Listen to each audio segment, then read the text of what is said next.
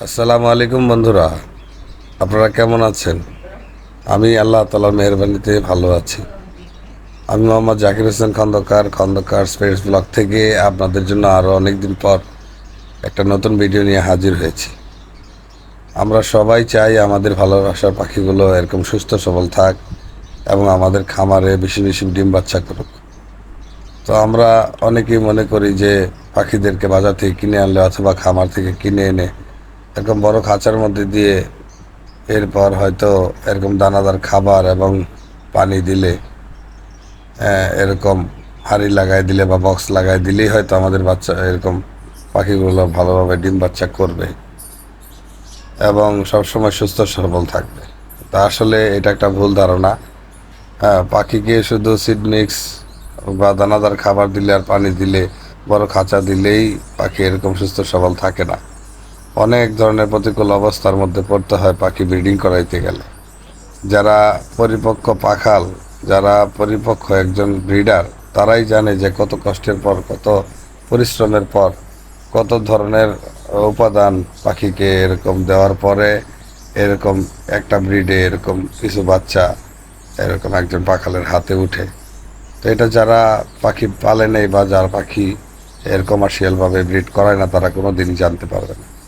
তো আজকের ভিডিওটা মূলত নতুনদের জন্য, কারণ আমি নিজেও নতুন, পুরান ভাইদের কাছ থেকে শিখছি, যতটুকু শিখছি ততটুকুই বলি। তো আলহামদুলিল্লাহ, আশা করি শেষ পর্যন্ত আমাদের ভিডিওটা দেখবেন এবং কীভাবে আমাদের পাখিগুলো সুস্থ সবল থাকবে, বেশি বেশি ডিম বাচ্চা করবে, সেই সম্বন্ধে একটু ধারণা নেবেন। তো চলুন দেখে নেওয়া যাক।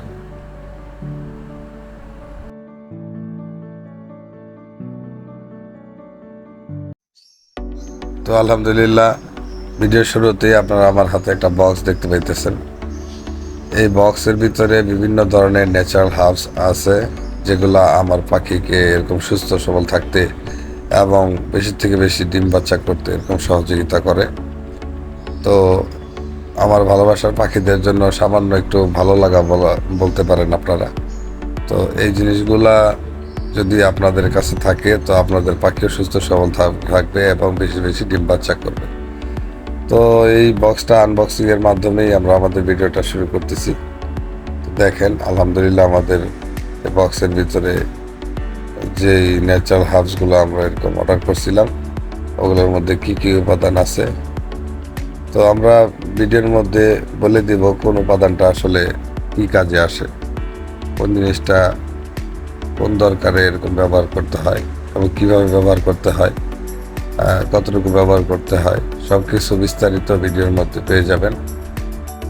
তো আলহামদুলিল্লাহ, আশা করি যদি প্রথম থেকে শেষ পর্যন্ত আমাদের ভিডিওটা দেখেন, তো নতুন পাখাল ভাইয়েরা যারা আছেন, যারা নতুন নতুন এরকম পাখি ব্রিড করাইতে চাইতেছেন অথবা পাখি পালন শুরু করতে চাইতেছেন, তাদের অনেক উপকারে আসবে। কারণ এই ভিডিওতে বিস্তারিতভাবে সমস্ত উপাদান সম্বন্ধে আলোচনা করা হয়েছে এবং কোন উপাদানটা কতটুকু পরিমাণে দিতে হবে এবং কী কাজে আসে, পাখির কী উপকার করে, কী ক্ষতি করে, সব বিষয়ে এখানে বিস্তারিতভাবে বর্ণনা করা হয়েছে। তো সিড মিক্স এবং সফট ফুড ছাড়াও যে খাবারগুলো পাখিকে দিতে হবে, তার মধ্যে অন্যতম হচ্ছে ক্যালসিয়াম বুস্টার। তো এটা কিন্তু ওই যে বাজরিগারকে বা কবুতরকে আমরা যে ইটের গুঁড়া খাইতে দিই, এগুলো কিন্তু ওইরকম না। কালারটা ওইরকম দেখা গেলে এটার ভিতরে অনেক ধরনের উপাদান মিক্স করা থাকে। এটা ক্যালসিয়াম বুস্টার বলে। এটি বিডি ফুডস থেকে আমি অর্ডার করে থাকি। তো এটা পাখির গ্রোথ ঠিক রাখতে এবং ডিম বাচ্চা করতে অনেক উপকার করে। দ্বিতীয় নাম্বার যেই উপাদানটা আমরা এখন দেখতেছি, সেটাকে বলে ক্যাটেল ফিশ বোন। এইটা ক্যালসিয়াম এবং মিনারেলের ঘাটতি পূরণ করে পাখির। এই ক্যালসিয়াম আর মিনারেলের ঘাটতি যদি পূরণ না হয়, পাখি নিজের ডিম নিজে খেয়ে ফেলে, এরকম ঠিকমতো ডিম বাচ্চা করে না। তো আলহামদুলিল্লাহ, এটা মানুষও খায়, বিভিন্ন কাবাবের দোকানে, বড় বড় রেস্টুরেন্টে এগুলো গুঁড়ো করে কাবাবের সাথে দেওয়া হয়। খুবই উপকারী একটা প্রোডাক্ট, এটা খাঁচার মধ্যে দিয়ে রাখতে হয়। তো আলহামদুলিল্লাহ, 3 নম্বরে আমরা যে প্রোডাক্টটা দেখতেছি সেটা হচ্ছে এরকম নিমের গুঁড়া।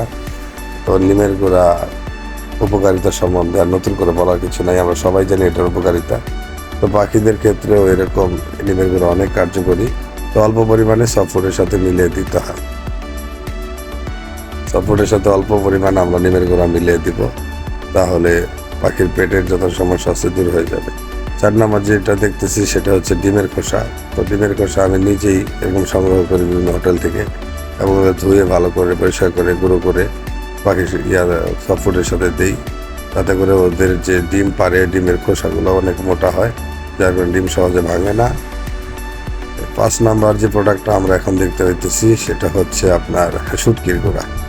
তো এটা আমি চিংড়ি মাছের শুটকি এরকম টঙ্গি থেকে এরকম 2 কেজি শুটকি আনা ভালো করে শুকায় ধুয়া তারপরে এরকম ব্লেন্ডার করে গুঁড়ো করে রাখছি।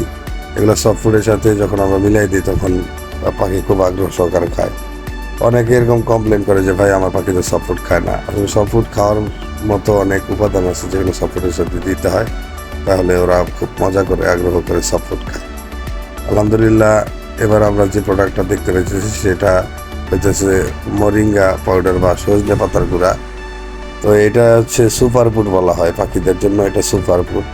শুধু পাখিদের জন্য না, মানুষের জন্য এটা সুপার ফুড হিসাবে কাজ করে। তো এই সজনে পাতার ভিতরে দুধের চেয়ে 10 গুণ বেশি ক্যালোরি আছে। তো এটা কি পরিমাণ ক্যালসিয়াম এবং মিনারেল এবং এরকম প্রোটিনের চাহিদা পুরা করে এটা আমরা এই ধারণা থেকে বুঝতে পারতেছি।